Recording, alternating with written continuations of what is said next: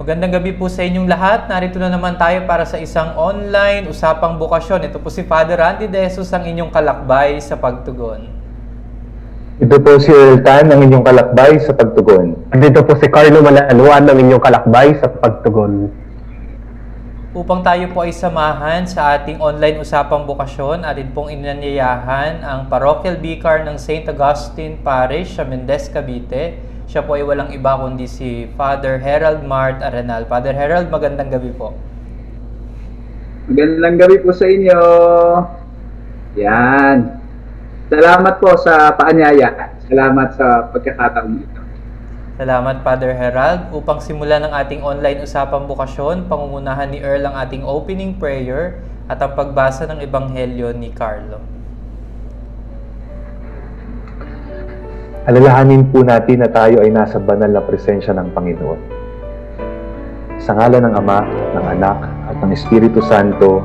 Amen. Ama naming makapangyarihan, dakila ang iyong pangalan. Dakila ang iyong mga gawa. Dakila ang iyong mga pagkilos at kalooban.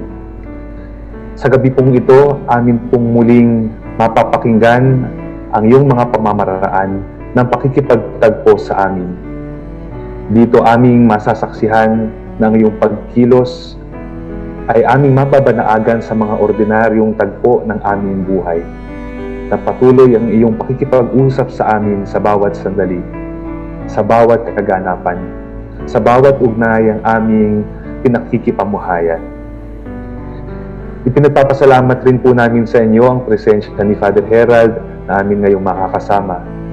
Basbasan mo po kami, gayon din ang mga tahanang sa amin ngayon ay tumatanggap. Ikaw na nagmamahal sa amin, magpasawalang hanggan. Amen. Buksan natin ang ating puso't isipan sa pagbasa ng mabuting balita ayon kay San Mateo. Nagsalita si Pedro, "Tingnan po ninyo, iniwan namin ang lahat at kami sumunod sa inyo. Ano po naman ang para sa amin?"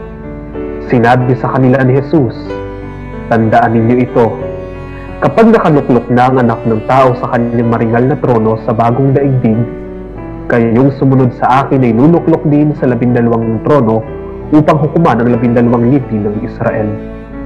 At ang sino mang magtiis na iwan ang tahanan, mga kapatid na lalaki at babae, ama, ina, mga anak o mga lupaing alang-alang sa akin, ay tatanggap ng makasandaang ibayo at pagkakalooban ng buhay na walang hanggan. Ngunit maraming unang magiging huli at maraming huli ang magiging una." Ang mabuting balita ng ating Panginoon. Pinupuri ka namin, Panginoong Jesucristo. Maglaan po tayo ng sandaling katahimikan.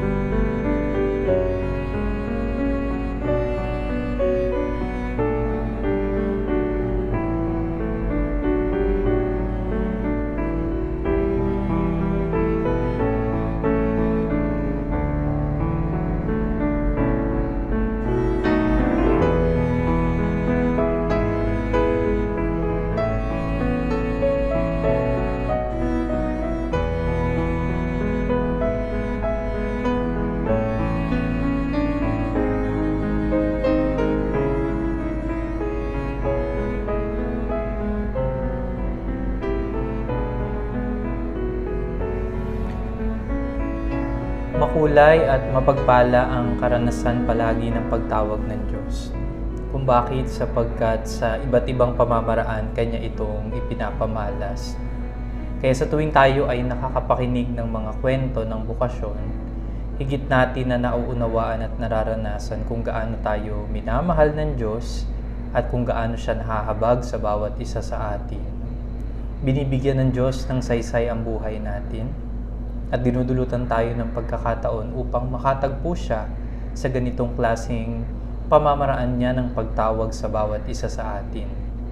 Kaya sa pagpapatuloy ng ating usapang bukasyon, higit pa nating binibigyan ng pagkakataon lalo tigit ang bawat isa sa atin na nakikibahagi sa ganitong klaseng pamamaraan na matukoy din ang mga pagkilos ng Diyos, ang kanyang panawagan sa atin, at kung paano din niya dinudulutan ng saysay at kabuluhan ang buhay na ipinagkaloob niya sa atin sa pamamagitan ng maraming karanasan, ng pakikipagtagpo sa iba't ibang sitwasyon o sa iba't ibang mga taong ating nakakasalamuha o maging sa mga kaganapan na nagsilbing daan para higit natin na maialay ang ating mga sarili at magawang tumugon sa panawagan ng Panginoon.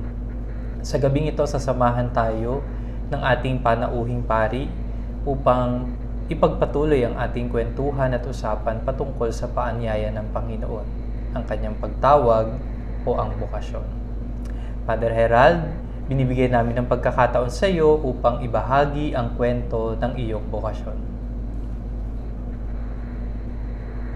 Magandang araw po sa inyong lahat.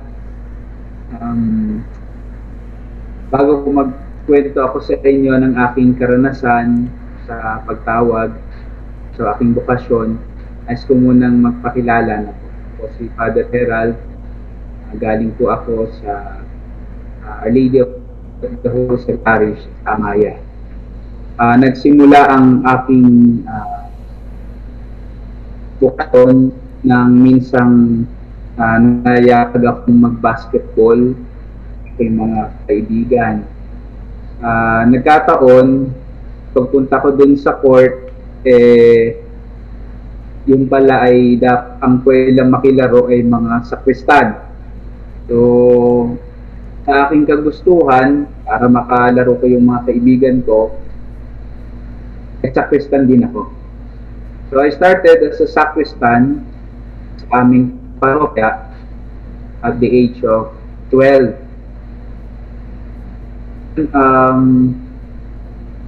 Napatira din ako sa simbahan sa amin at sinamahan ko yung pare, si Father Pancho, for almost 2 years nung ako ay in high school na sa Tansa High. So ano nangyari? No? Minsan, bago ako gumraduate ng high school, sumama ako sa isang bisita iglesia. At malinaw na malinaw sa akin na noong bisita iglesia yon, ako ay nagpunta laang sa may gilid ng simbahan dito sa Indang, sa St. Gregory, para silipin kung gaano kalaki yung opisina ng parokya. Pero pagdating ko doon, may isang pari doon na hindi ko pa naman siya kilala, na nakita ako na sumisilip, tapos sabi niya sa akin, ikaw magpapari ka, no? Tinuro niya ako. So hindi ako makasagot, hindi ko alam kasi hindi ko naman pangarap maging pari. Ang pangarap ko ay maging engineer. Tapos sabi nung pare, dun sa secretary namin nakasama sa bisita iglesia, sabi niya, pag-examine sa seminaryo. Sa totoo lang, nag-exam naman ako sa seminaryo. Nag-exam ako at actually hindi ko alam kung tama yung mga pinagsasagot ko. Kasi nga, hindi ka interesado. Siyempre, pag hindi ka interesado, hindi mo siseryosohin, di ba? Pero alam niyo, after a few days, tinawagan ako, tapos sabi sa akin, you passed the exam. So, malaking question na sa akin yun. Malaking tanong na yun na hindi ko nga sigurado kung tama yung sagot ko, pero I passed the exam. Siguro yun, no? Yun nagsimula ang lahat, no? Sa isang simpleng paggamit ng Diyos sa isang pari na sabi sa akin, ikaw magpapari ka. Yun, parang yun na yung pinaka napakagandang simulain na may calling, may tawag ng Diyos sa akin. Siyempre, dahil nga hindi ko kagustuhan yun, I stayed po, I talked to God, I prayed to God, sabi ko, Lord, sige po, I'll give you 1 year. Nakipag-bargain pa ako. Sabi ko, bibigyan ko po kayo ng 1 taon. Pag hindi ako naging masaya, lalabas ako ng seminary. I'm just being honest with myself and with God. Ano naman ang gusto ko. Ngayon, nung tumagal na, hindi ko na malayan yung 1 year, naging 10 years in formation. Sabi ko, grabe. Talagang ano, no? God will purify your intention. God will purify you during the process of formation. Lalo na kung nagbigay ka. Ako nga, tatto lang, hindi naman ako matalino, no? Hindi naman ako gwapo, hindi lang. Pero, pinakatawa ko lang kayo para, so, ano, no, alam ko yan, no, marami akong kakulangan. Marami rin akong kahinaan. Pero ganoon pala talaga tumawag ang Diyos. Yung sinasabi nilang, God did not call the qualified, He will qualify the fool. Yung parang, He will qualifies you to be worthy of the gift of vocation. So, hindi ikaw, kundi ang Diyos. At yun, no? Ang daming mga pagsubok sa buhay ko. Siyempre, hindi naman ganun kadali. Sa loob ng seminary, yung naging sandigan ko dyan lagi yung prayer. Kaya napakahalaga ng prayer. Napakahalaga na nagdadasal, napakahalaga na nagro-rosary, ng night prayer, ng breviary, ng pag-biblia to sustain your vocation. At syempre, no, ang hindi ko makakalimutan dyan sa ay yung brotherhood sa loob ng seminary. Kaya kami,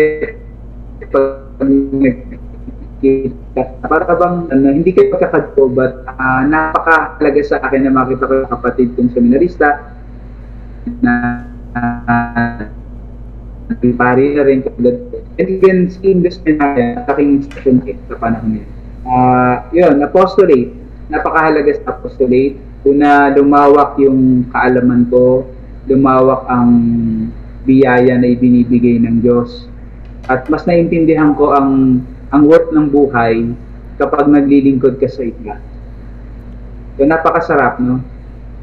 Academics naman, hindi ako masyadong, hindi ako academe na tao. Pero nagpapasalamat ako sa Diyos. Sa tagal-tagal kong pag-aaral sa seminaryo, wala naman ako naalala nun na ibagsak kong subject. Wala ako naalala na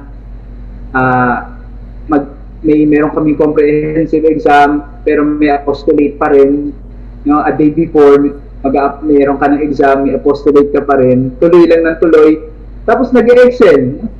Talagang God gives you wisdom. Bibigyan ka ng Diyos ng karunungan para matugunan mo yung mga pangangailangan lalo na sa academic life mo. So, seminaries is very helpful for me. The formators, napakahalaga. Yung SD, yung SD, napakahalaga. Lalo na scenario ako na wala ka itatago. Sabihin mo ang lahat sa buhay mo para matulungan ka. So, nagpapasalamat ako dahil nakita ko kung paano ang Diyos ay hindi nagpabaya. At kung babalikan ko yung sinabi ko kanina sa inyo, na pangarap kong maging engineer, siguro nung after my ordination, I just realized na achieve ko rin pala yung pangarap ko. Hindi man ako nagbubuo ng mga kalsada, ng mga bahay, ng mga tulay, pero communities, sambayanan. So napakasarap sa pakiramdam na itong binubuo mo, kasama mo ang Diyos. Itong binubuo mo ay para sa Diyos. So yun, andun pa rin, pinagkaloob pa rin ng Diyos yung kahilingan ko. Pero sa ibang mukha, sa ibang larawan na pinagpapasalamat ko araw-araw. So I'm always praying na hindi maging mabait na pare, kundi maging mabuting pare. At maging para sa iba, mas mapalapit sila sa Panginoon. So, sa pamilya ko, wala na akong mga magulang. So, because of this vocation, dumami yung mga pamilya, mga kapuso, mga kapatid. So, dumami yung lumawak yung family ko, hindi lang yung legitimate mga kapatid ko, kundi mas dumami pa ang aking kapatid at pamilya. So, nagpapasalamat ako because of this occasion. Then, ano ba? Siguro sa ngayon, nagiging matatag ako because I have this contentment sa buhay na napakasarap maging pari. God is giving you this privilege, giving me this privilege. At ito yung pinanghahawakan ko. Na hindi niya ako pababayaan sa kabila ng mga pagsubok sa pagiging pari, pero mas marami pa rin yung biyaya. Yun na yung maibahagi ko sa inyo, yung mga biyayang tinatanggap ko. Ayun po. Maraming salamat, Father Gerald, sa unang bahagi ng ating bahaginan sa usapang bokasyon na ito. Kung mapapansin natin, Earl at Carlo, kitang-kita sa kwento ng bokasyon ni Father Gerald kung paanong unti-unti lumalim yung kanyang paghahangad na tumugon sa panawagan ng Diyos. Natutuwa akong mapakinggan yung unang bahagi na gusto lang naman talaga mag-basketball, no? Tapos, anong nakita niya, pwede lang pala maglaro ng basketball doon yung mga sakristan, no? Hindi nagsakristan din, no? Pero nung naging sakristan, syempre may mga formation yan, di ba? May mga itinuturo sa mga sakristan, hindi lang para mag-serve sa misa, kundi pinapakilala ang Diyos, tinuturo kung paano magdasal, syempre kahit yung pag-uugali ay binibigyan ng pansin. Tapos lumalim pa ito sa kanyang pakikilakbay sa kanyang kura paroko, kung saan nga sabi ni Father Gerald, sinamahan niya ang kanyang kura paroko sa loob ng 2 taon, no? Na nagsilbing pagkakataon din para maramdaman niya na parang may dating sa kanya ang buhay pagpapari, no? Tapos yung Bisita Iglesia experience na pumunta sa Indang Parish, sa St. Gregory Parish, no? Tumitingin-tingin doon, tapos biglang sasabihan ng isang pari, uy, magpapari ka, ha? Oo. Alam mo, Father Gerald, kanina nung sinasabi mo yun, siguro biyaya na din talaga sa buhay natin bilang mga pari, na meron din tayong maramdaman dun sa mga kabataan na parang kahit na pag nakita natin ay nasasambit natin, magpapari ka. Oo. Yeah. At alam mo, Father Gerald, Carlo, and Earl, ilan na yung naganyan ko na nasa loob ngayon ng seminary na hindi ko din naman para sabihin na pag sinabi ko ay magpapari yan o kaya pag sinabi ko ay papasok sa seminary. Pero siguro nga, paraan na rin ng Panginoon. Alam mo, dugtungan ko lang yon. Kasi sabi ng nanay ko, kasi yung mga magulang ko nga ay hindi relihiyoso pero faithful sila lalo na sa pagsisimba. Alam mo, minsan dinalaro nila kami sa simbahan. Kaming tatlong mga lalaki pa, wala pa kami kapatid na babae, bunso kasi yung mga yun. So, tatlo pa lang kami lalaki, dinala kami sa simbahan. Tapos, pero paring lumabas ng simbahan, it was Father Olivinito, sabi ng nanay ko. Kasi minsan ng lalaki, parang pinag-alala niya, parang naglaro lang siya, sino kaya dito sa tatlo ang magpapare. Parang ganon. So, parang hindi alam na nanay ko kung sino yung tinigilan ng kamay ko. Pero siguro meron talaga, Father, tama ka. Kung hindi lang dating, pero okay doon sa bata o sa kabataan. Magandang pagkakataon yun kasi yun nga, no, na talagang ang Diyos ay gumagamit din ng mga instrumento sa kanyang paanyaya sa atin. Ikaw ba, Earl, nakaranas ka ba na may paring nagsabi sa'yo na ikaw magpapari ka, Earl, ha? Opo, Father. Ikaw, Carlo. Opo, Father. O, diba? Ako din, meron din nagsasabi sa akin noon, ikaw ha, magpapari ka ha, pasok ko sa seminaryo ha, susuportahan ka namin. So, may mga ganun eh, no? Oo. Na parang maaaring may nakikita ang mga tao sa paligid natin na hindi pa agad natin nakikita. O kaya naman, maaaring may nakikita sila sa atin, pero alam na naman natin, sa loob natin, na mayroon talaga din tayong paghahangad na tumugon sa tawag ng Diyos. Kumbaga, nais lamang nating unti-unti pa itong unawain, tukuyin, o kaya na may magabayan pa sa ibang pamamaraan. Magbabalik po kami pagkatapos ng ilang patalastas.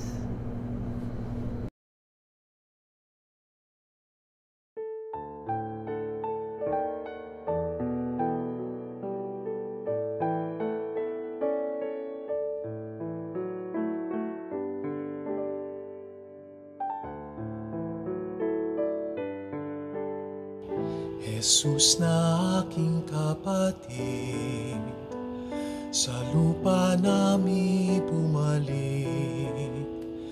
Iyong mukha'y ibang iba, hindi kita nakikilala.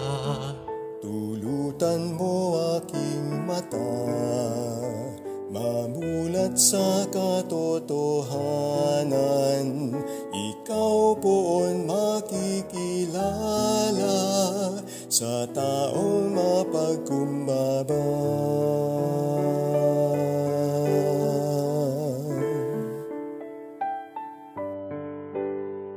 Jesus na aking kapatid, pawisan man ang iyong sapin, patong-patong iyong damit, iyong mukha'y nakatakip din. Tulutan mong aking mata, mamulat sa katotohanan.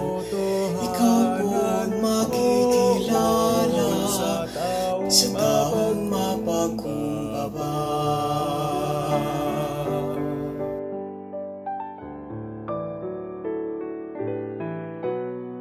Jesus na aking kapatid, ililingap ang may sakit, hindi man lang makaibig, buhay mo man ang kapalit.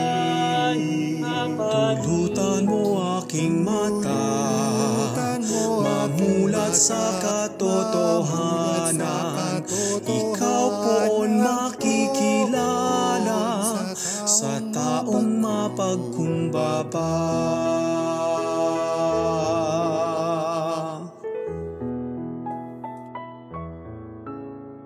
Jesus na aking kapatid, pagod mo ay hindi batid.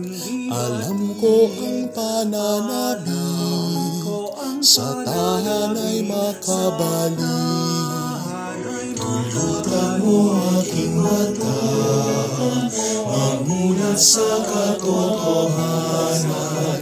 Ikaw poon makikilala sa taong mapagkumbaba.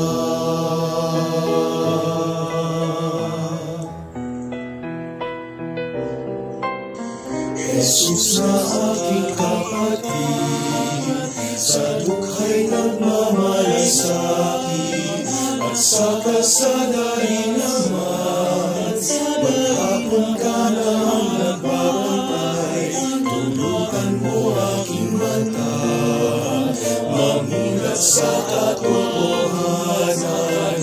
Ikaw poon makikilala, ikaw poon makikilala, ikaw poon makikilala sa taong mapagkumbaba.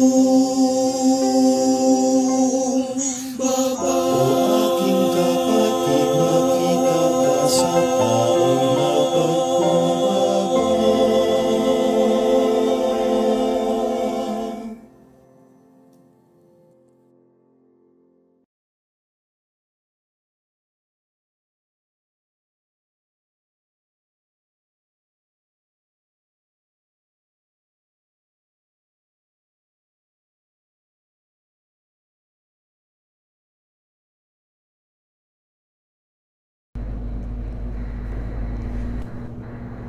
Nagbabalik po tayo sa ating online usapang bukasyon. Kasama natin si Father Herald Mart Arenal. No? Kanina napakinggan natin ang simulain ng kanyang kwento ng bukasyon at kung paano ito lumalim, lumago, pinayabong ng maraming karanasan. Kung saan nga, sabi nga ni Father Herald sa atin, noon ang pangarap niya maging isang engineer. No?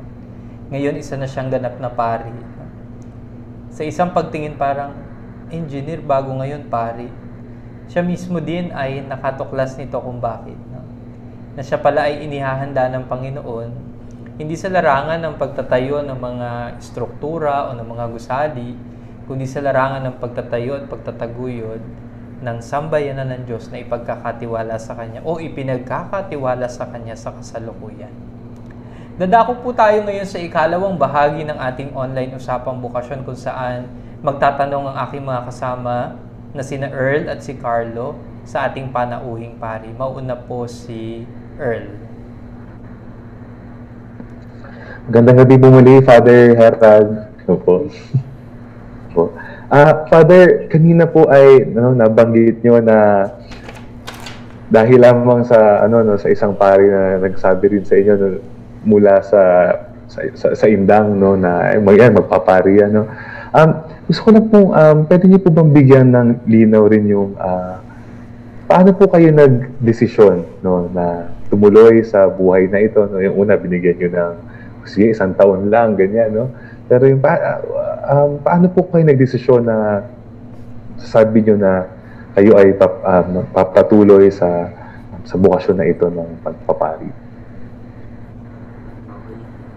Salamat, Earl. Napakaganda na tanong mo. Paano nga naman ako nag-desisyon? Siguro simple lang. Naging masaya ako sa buhay sa loob ng seminaryo. Yung kasiyahan na hindi ko inakala. Parang, when you say relax, parang boring, parang pero yung pala ay mas meaningful mas malalim, tapos mas nagpakilala kung sino ako, yan yung napakaganda, Kaya masasabi ko sa isang salita, bakit ako nagpatuloy, bakit ko niyakap? Dahil ito lang, God made me realize this joy that is something na kayang tumasa ng kahit anong ba. So, ganun kasimple. Thank you. Maraming salamat po, Father Herald. Naalala ko po yung nagkwento kanina ni Father Herald na sabi niya, hindi naman ako kagwapuhan, hindi naman ako katalinuhan, pero hindi siya yung qualified. But God, God does not choose or does not call the qualified, but He makes us qualified in our own way. At pinapaalala rin sa atin yun ng simbahan na ang buhay, pagpapare, yung mga hinuhubog ay parang mga uncarved diamonds daw. So si Father ay isang diamond. Tayo yung mga tinatawag ng Diyos ay uncarved diamonds na patupatuloy na hinuhubog, na patupatuloy sa pagdaan ng panahon, sa pagdaan ng mga sitwasyon ay pinupunlaan ng Diyos ng kasiyahan, pinupunlaan ng Diyos ng kabuluhan sa pagkilala natin sa ating sarili, sa pagkilala rin natin sa Diyos, lalong higit, at pagkilala rin natin sa simbahan. At ito nga po yung tinatawag nating formation, na unti-unti tayo ay hinuhulma, na tayo ay hinuhubog, para makapaglingkod sa simbahan. At kapag yung kasiyahan na yon ay mas lumalalim, mas lumalago, hindi mababaw na kasiyahan, ito ay isang palatandaan at malinaw na palatandaan na tayo ay tinatawag ng Diyos. Ang pagpupunla niya ng kasiyahan sa ating buhay. Maraming salamat po, Father. Salamat, Earl at Father Herald. Ngayon naman ay si Carlo. Magandang gabi po, Father Herald. Kanina po nabanggit po ninyo sa inyong pagbabahagi sa amin yung sinasabi niyong contentment sa buhay ng isang pari. Contentment, kaligayahan sa buhay ng isang tao nag-aalay sa Diyos. Pwede niyo po bang magbigay pa po kayo ng pagbabahagi na ano po itong contentment, ano po itong kaligayahan na nararamdaman ng isang pari sa kabila ng katotohanan na maraming bagay siyang iniiwan sa pagpasok niya sa buhay paglilingkod.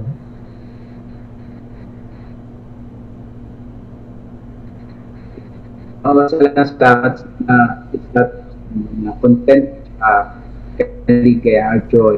Yung joy, no? Yung joy kasi na nararamdaman ko even before, para bagang isang bagay na marami pero wala doon yung tunay kong kaligayahan. Maraming regalo sa akin, pero parang hindi yun yung tunay na kaligayahan. Kundi yung maramdaman mo na hindi ka pinababayaan ng Diyos. Sa dami ng pinagdaanan ko din sa buhay ko, may kaligayahan pa rin sa kabila ng mga pait at saka yung pagsubok. Tapos, yung marami akong kaibigan, maraming tao na akong nakikilala. Siguro yun yung mga simpleng joy, simpleng bagay that makes me contented to what I have now. Not of material things, pero yung makita mo yung mga tao na maraming natututunan, makita mo yung mga parishioners na hindi takot sa'yo, kung hindi open sila sa'yo. Pero yun yung mga simple joys na bumubuo dun sa mas malaking kaligayahan ng pagiging pahit. So, yun. Maraming salamat po, Father. Siguro tama po ang sinasabi ni Father Herald, mga kapatid na nanonood sa atin ngayong gabi. Tunay na mayroong tunay na kaligayahang kaakibat sa buhay ng isang taong nag-aalay at naglilingkod para sa kawan ng Diyos. Diba sinabi nga sa atin ni Jesus, no, kung sino man yung nag-iwan at kung sino man yung nag-alay ng sarili, tatanggap ng ibayo, no, ng higit pa kaysa sa kanyang inialay. At naalala ko po yung isang letter na isinulat para sa mga religious at consecrated persons at sa mga clergy na ang title po nun ay Rejoice. No? Doon po sa sulat, sinabi nila na ang mundo daw ngayon ay punong-puno na ng discontentment, punong-puno na ng paghahanap sa kaligayahang nakaugat lamang sa self-interest, sa selfishness, sa individualism. Pero inaanyayahan tayo ng isang buhay na naglilingkod sa Diyos, isang buhay na nag-aalay ng kanyang sarili, na tingnan ang kaligayahan, tingnan ang joy, ang contentment na nakaugat hindi sa pangsarili nating kakayanan, talino, galing, kundi sa pag-ibig at awa ng Diyos. Muli po ay maraming salamat po, Father Herald. Thank you. Salamat, Carlo at Father Herald. No? Habang ako ay nakikinig sa pagtatanungan at mga sagot na ibinabahagi sa atin ni Father Herald, ilang mga katotohanan at maaring maging gabay din natin, lalo tigit sa mga kabataan na nag-iisip na pasukin din ang buhay seminaryo at tumugon sa buhay pagpapari sa hinaharap. No? Una, yung matutong lagi tayong makinig kapag ang Diyos ang nangungusap sa atin. No? Paano po ba nangungusap ang Diyos sa atin, Father? No? Paano po ba namin malaramdaman na kami ay tinatawag sa ganitong klaseng buhay? No? Una ay, syempre, dapat nagdadasal tayo palagi. Sabi nga kanina ni Father Herald, no? Yun ang nagpapalalim ng ating ugnayan sa Diyos. No? Kung siya'y pumasok sa seminaryo, lalo na sa diwa ng tinatawag naming Liturgy of the Hours, yung Rosary, yung mga meditation din na ginagawa, yung tinasabing ng Lectio Divina, kung saan yung salita ng Diyos, pinagdadasalan, pinagninilayan. So, isa yun. Pangalawa, maaaring nangungusap ang Diyos sa pamamagitan ng mga taong nagmamalasakit, nagmamahal at gumagabay sa atin. Sino yung mga yun? Maaaring una, mga magulang natin. Di ba may mga kwentong bukasyon na sinasabi, yung mga magulang, sinasabi nila sa kanilang anak, inialay na kita sa Diyos simula pa nang ikaw ay aking isilang kasi alam namin ikaw ay biyaya. Nakaloob sa amin ng Diyos na alam namin kung tutuusin na hindi na dapat kami magkakaanak pero binigyan niya pa rin kami ng pagkakataon. Kaya inubog ka namin sa diwa ng ganitong klaseng pagpapahalaga sa Diyos. So may mga ganoong paraan. Pwede din naman sa pamamagitan ng mga taong nakakasalamuhan natin. Halimbawa, yung mga kaklase o mga guro, O kaya, sa kagaya ni Father Harold, yung kanyang parish priest o iba pang pari na ating nakakakwentuhan. At kung minsan nangungusap ang Diyos sa hindi natin inaasahang paraan. Yung mga simpleng biro sa atin, uy, magpari ka ha. Uy, bagay kang magpari. No? Ikaw para kang magpapari. No? Baka binabaliwala natin pero paraan na rin pala ito ng Panginoon. Bakit sa dami-dami ng pwedeng biruin o sabihan, bakit meron silang nararamdaman na ganun sa atin? No? Kaya ang paanyaya ng Panginoon ng kanyang pangungusap ay dapat na hindi baliwalain. O mga kabataan na baka binabaliwala nyo ang tawag ng Diyos. Ngingiti-ngiti kayo dyan.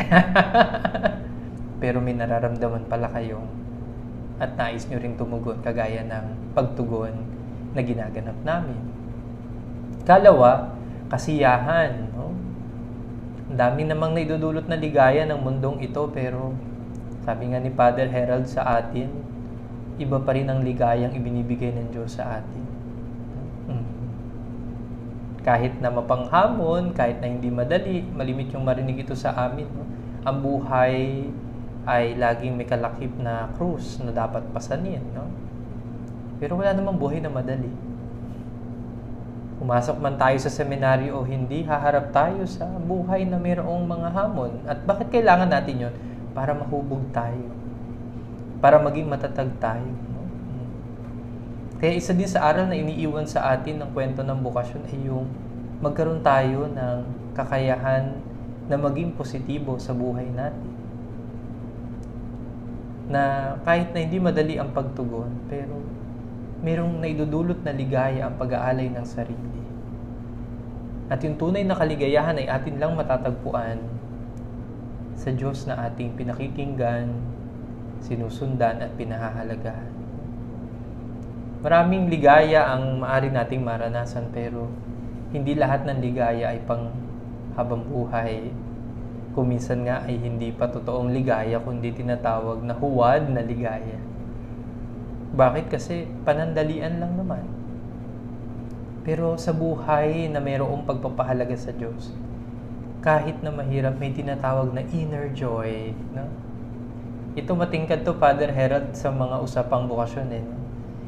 Yung bang may kakaibang ligayang nararamdaman na hindi kayang bitawan. Pangatlo ay yung ang Diyos ang tumatawag. No? Hindi ang tao ang tumatawag. Ito lagi ko sinasabi lalo na sa mga nag-a-apply sa seminary. Tatandaan mo, hindi ka tinawag ni Father Andy. No? Hindi ka rin tinawag ng kura paroko mo. Hindi ka rin tinawag ng iyong mga magulang para pumunta dito. Ang Diyos ang tumawag sa iyo. Kaya lagi mong ituon yung pansin mo sa Diyos. Bakit po ako ang tinawag? Tanong din namin yan. Bakit kami ang tinawag? Isang tanong na hindi laging mauunawaan agad-agad. Siguro, Father Harold, sa puntong ito ng pagkapari, ilang taong ka ng pari, Father Harold? 5 na. Tama ba? Oo. 5 taon na po. 5 taon na. 5 years. Oh. Kaya member na rin po si Father Harold ng Junior Clergy. Magkakasama po kami. No? Sa 5 taon, ako po magpipitong taon. No? Oo. Natatanong pa din namin ito, huwag kayong mag-alala. Bakit kaya ako? No? Father Harold, dumadating ba sa punto na natatanong mo din yung sarili mo, bakit kaya ako ang ginawang pari? Yan. Diyan? Lalo na kapag pag nakikita ko sa sarili ko yung mga kakulangan, yung mga kasalanan na nagagawa ko, I still ask myself, no, bakit nga ako, no? Siguro, kung sasagot ang Diyos, sasabihin naman niya, bakit hindi? Kaya naman niyang gawin ang lahat eh. He can do all things. Pinakaya niya. At kung yun ngang isang makasalanan, kaya naman niyang gawin, kaya niyang pabanalin. Siguro yun yung napakagandang dito. Na out of our unworthiness, kagaya ngayon, bawa, panawagan ng Ebanghelyo para sa akin ay humility, kababaang loob. Na hindi Kagaya, hindi tayo susunod kay Jesus dahil alam natin na may bibigay agad siya sa atin. Hindi ganun.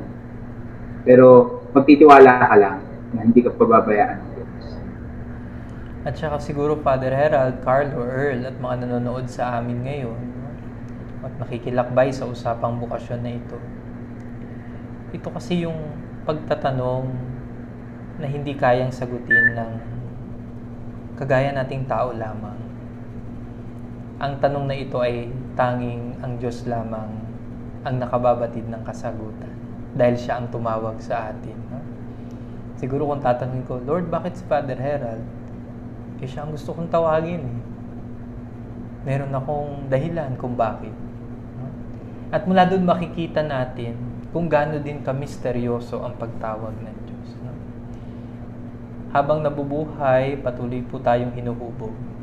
At habang patuloy tayong hinuhubog, marami pa tayong nauunawaan. Pang-apat po ay yung pag-unawa natin sa bukasyon. No? Hindi po ito mabilisan.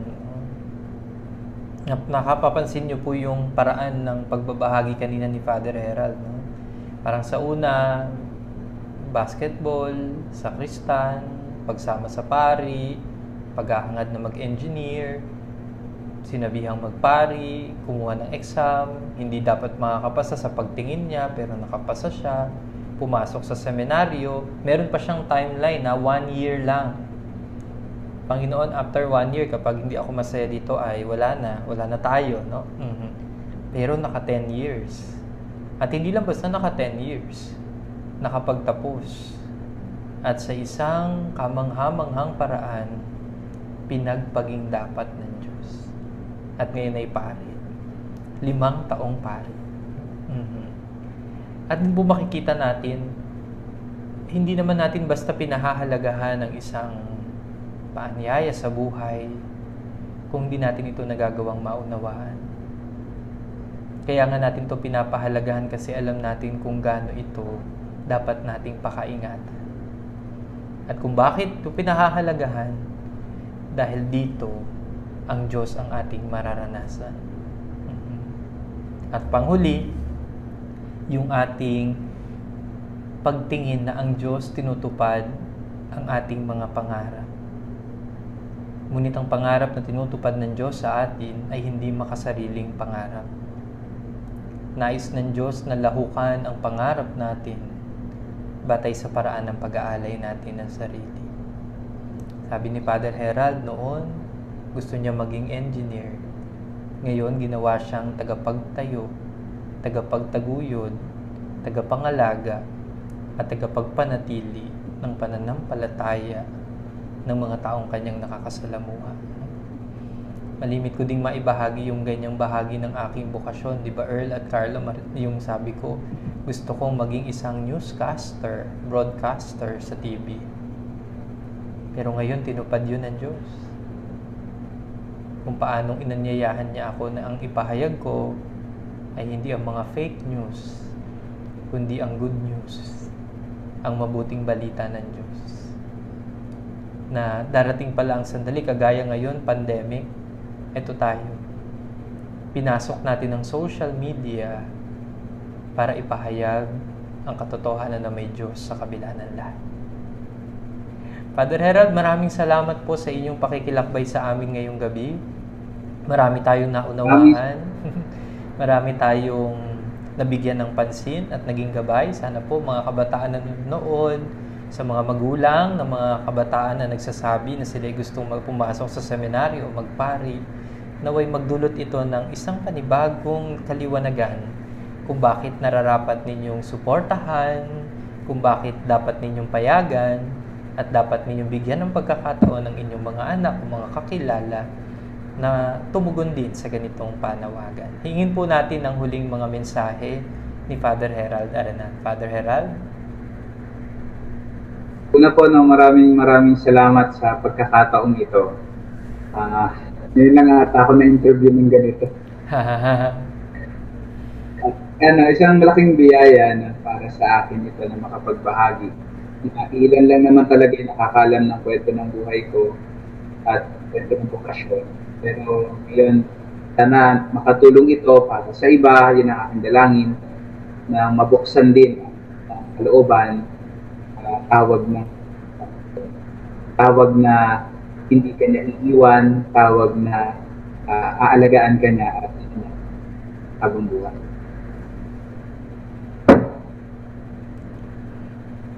Makakaasa ka, Father Herald, sa aming patuloy na pagdarasal para sa iyong ministeryo at gayon din sa suporta lalo na sa ministry sa komunikasyon ng ating diocese. No? Itong ganito pong klaseng pagsisikap natin ay pagtugon din natin at pakikiisa sa pagsisikap din po ni Father Herald sa ating diocese para po itaguyod ang tinatawag na social media ministry, no? Social communication ministry. At sa ganito pong diwa, kaming mga pari, no, ay nagsisikap na mas lalo pang abutin ang mananampalataya sa ganitong klaseng paraan. Di man po tayo masyadong nagsasama-sama ngayon sa mga bahay dalanginan, pero wag po kayong mag-alala. Hindi po kami nawawala. Kami po ay magsisikap na makilakbay sa inyo kahit sa ganitong mga napakalimitadong sitwasyon na ating pinagdadaanan. Kung kayo po ay may mga tanong, suhestyon at nais na liwanagin, maaari po tayong magpatuloy ng ating kwentuhan sa pamamagitan po ng pag-iiwan ng mga mensahe through private message sa Ministry ng Bokasyon, Bokasyon Kung Tawagin page para maalalayan at magabayan po namin kayo at masagot ang inyong mga katanungan kahit na sa limitado naming kakayahan. Bigay po natin ang pagkakataon para po sa pangwakas na pagbabasbas ng ating panauhing pare. Father Herald, inihiling po namin ang pangwakas na pagbabasbas. Ngalan ng Ama, ng Anak, ng Espiritu Santo. Amang pagmahal, salamat po sa patuloy na paggabay mo sa amin at pagtawag kabila ng aming mga pagkulang. Ingatan mo po kami at patuloy na bigyan ng karunungan ng magagamit namin araw-araw. Patatagin mo kami sa pananampalataya at lalo na po sa panahon ito. Sumainyo ang Panginoon at sumainyo rin. Pagpalain po kayo at ingatan ng mapagmahal na Diyos, Ama, Anak, Espiritu Santo. Amen. Salamat po. Salamat, Father Herald. Mga kapatid, lagi po nating tatandaan, mayroong bokasyon kung tawagin. Ito po si Earl Tan, ang inyong kalakbay sa pagtugon. Ito po si Carlo Malaluan ng inyong kalakbay sa pagtugon. At ito po si Father Randy De Jesus, ang inyong kalakbay sa pagtugon. Stay at home, Stay safe. And stay with Jesus. I Love. Bokasyon. Maraming salamat po. Magandang gabi sa inyong lahat. Thank you, Father Herald, Carlo, and Earl. Good night. Good night.